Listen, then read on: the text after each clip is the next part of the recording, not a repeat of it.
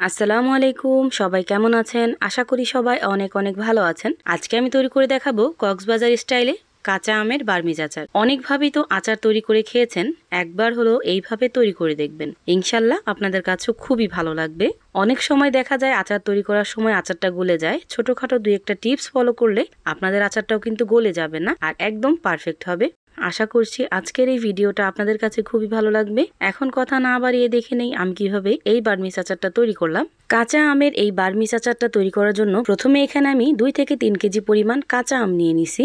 এখন এই কাঁচা আমগুলোকে আমি পিলারের সাহায্যে খুব ভালোভাবে ছিলে নিব।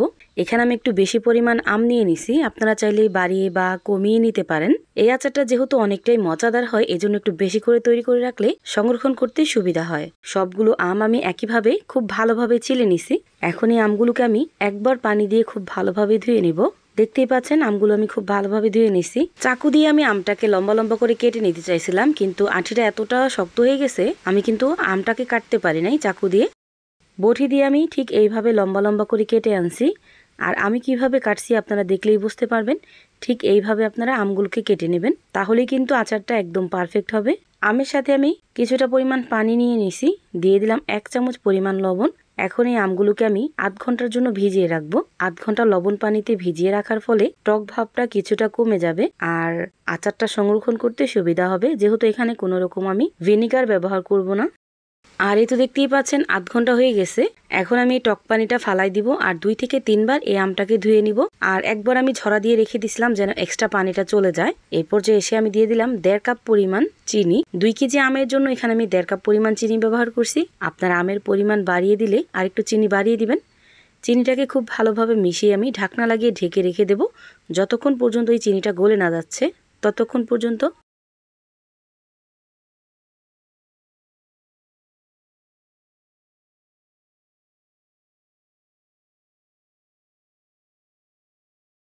প্রায় 10 থেকে 15 মিনিট পর আমি ঢাকনাটা উঠিয়ে নিলাম। দেখতেই পাচ্ছেন চিনির পানিটা কিন্তু খুব ভালোভাবে ছেড়ে দিছে। এখন আমি এই আচারটা বানাতে চলে যাব। এখন চিনির পানি সহ এই আমটাকে আমি একটা ফ্রাই প্যানে দিয়ে দিলাম, আর চুলার আঁচটা আমি বাড়িয়ে দিব।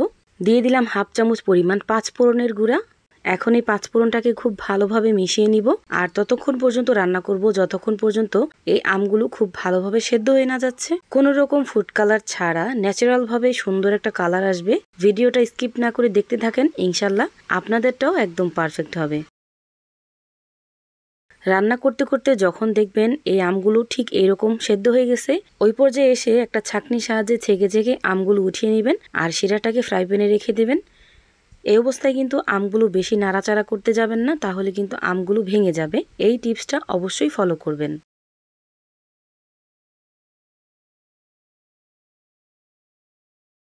এখন এই শিরাটাকে রান্না করে একদম চিনি শিরার মতো তৈরি করে নেব। রান্না করতে করতে যখন দেখবেন চিনি শিরাটা ঠিক এরকম হয়ে গেছে, শিরাটাকে একটা স্প্যাচুলার সাহায্যে উঠিয়ে যদি দেখেন একটা তার চলে আসছে, তখনই বুঝবেন উঠিয়ে রাখা আমগুলো এখানে দেওয়ার জন্য একদম শিরাটা পারফেক্ট। দেখতেই পাচ্ছেন একটা তার কিন্তু চলে আসছে। এখন এখানে দিয়ে দিব আমি 1/2 চামচ পরিমাণ বিট লবণ। এখন এখানে দিয়ে দিব 1 চামচ পরিমাণ চিলি ফ্লেক্স বা শুকনো মরিচের গুঁড়া। দিয়ে দিব 1 চামচ পরিমাণ 5 ফোড়নের গুঁড়া। 5 ফোড়নের এই গুঁড়াটা আমি কিভাবে তৈরি করছি একটু বলে দেই। শুধুমাত্র শুকনো খোলায় 1 থেকে 1.5 মিনিট পরিমাণ খুব ভালোভাবে ভেজে তারপর ঠান্ডা হলে আমি ব্লেন্ডার জগে দিয়ে গুঁড়া করে নিছি।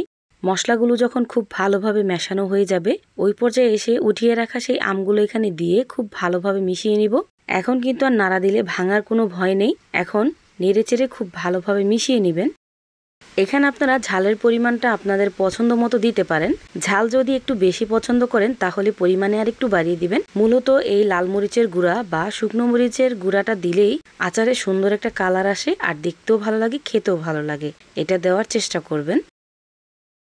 খুব ভালোভাবে যখন মেশানো হয়ে যাবে তখন এই অবস্থায় রেখে দেব 1 দিনের জন্য, যাতে করে চিনি শিরাটা খুব ভালোভাবে ভিতরে প্রবেশ করে। আর এই তো দেখতেই পাচ্ছেন একদিন আমি ঢাকনা লাগিয়ে ঠিক এইভাবে রেখে দিয়েছিলাম, আর এখন কিন্তু পুরোপুরি ঠান্ডা, আর শিরাটাও খুব ভালোভাবে ভিতরে প্রবেশ করছে। এখন আমি চুলার আঁচটা মিডিয়ামে রেখে অনবরত নেড়েচেড়ে এই আচারটাকে রান্না করে নেব 2 থেকে 3 মিনিট পর্যন্ত। 2 থেকে 3 মিনিট এই আচারটা রান্না করার পর কিন্তু একদম পারফেক্টলি রেডি হয়ে যাবে। এখনও যারা আমার চ্যানেলটা সাবস্ক্রাইব করেন নাই অবশ্যই আমার চ্যানেলটা সাবস্ক্রাইব করে রাখবেন, এতে করে আমি প্রতিদিন ভিডিও ছাড়লে আপনাদের কাছে খুব তাড়াতাড়ি পৌঁছে যাবে। এদিকে 2 থেকে 3 মিনিট হয়ে গেছে। এখন আমি এই আচারটাকে পুরোপুরি ঠান্ডা করে নেব। আর অবশ্যই এর থেকে বেশি শিরাটাকে শুকিয়ে ফেলবেন না, তাহলে কিন্তু আচারটা খেতে একদমই ভালো লাগবে না। এদিকে এই আচারটাও কিন্তু একদম পারফেক্টলি রেডি হয়ে গেছে, দেখতেই পাচ্ছেন। এখন আমি আপনাদের দেখানোর সুবিধার্থে একটু পরিবেশন করে দেখিয়ে দিতেছি। এভাবে একবার হলো বাসায় ট্রাই করে দেখবেন, ইনশাল্লাহ আপনাদের কাছেও এই আচারের রেসিপিটা খুবই ভালো লাগবে। সবাই ভালো থাকবেন, সুস্থ থাকবেন। আল্লাহ হাফেজ।